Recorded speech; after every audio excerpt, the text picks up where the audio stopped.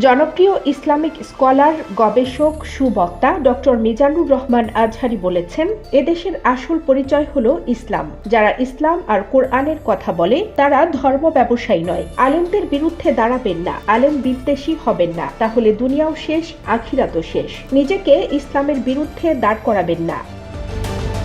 15ই ফেব্রুয়ারি ময়মনসিংহের circuit house মাঠে লাখো তৌহিদি জনতার উদ্দেশ্যে পবিত্র কোরআনের তাফসির মাহফিলে তিনি এসব কথা বলেন। ডক্টর আজহারী বলেন, ইসলাম ছাড়া অন্য কিছু মানি না, মানব না। ইসলাম বিরোধী কোনো মতবাদ মানব না। ইসলাম আছে, ইসলাম থাকবে। যারা ইসলামকে মাটির নিচে পুঁতে রাখতে চায় ওরা জানে না ইসলাম ধর্ম কি। ইসলাম চারা বীজের মতো, ইসলামকে জমিনে গেড়ে দিলে শাখা প্রশাখার মতো আসমানের দিকে উঠে যায়। তিনি বলেন, এ পৃথিবীতে সবচেয়ে দামি হলো বিশ্বাস। বিশ্বাস ছাড়া জগৎ চলে না। স্বামী স্ত্রীর সম্পর্ক কিসের উপর টিকে থাকে? বিশ্বাসের উপর টিকে থাকে। পার্টনারশিপের ব্যবসাও টিকে থাকে বিশ্বাসের উপর। বিশ্বাসীরা টিকে না থাকলে পৃথিবী আল্লাহ টিকিয়ে রাখতেন না।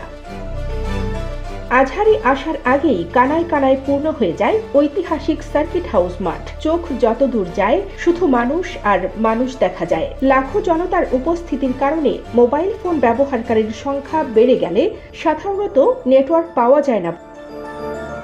মাহফিলকে সফল করতে বিএনপি ও জামায়াতে ইসলামী সহ বিভিন্ন ইসলামী দল, জেলা ও পুলিশ প্রশাসন সহ আইন শৃঙ্খলা বাহিনী তৎপর ছিল।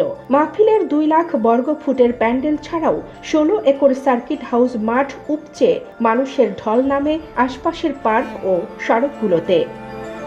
কানিজ ফাতেমা নিপা, খবর সংযোগ।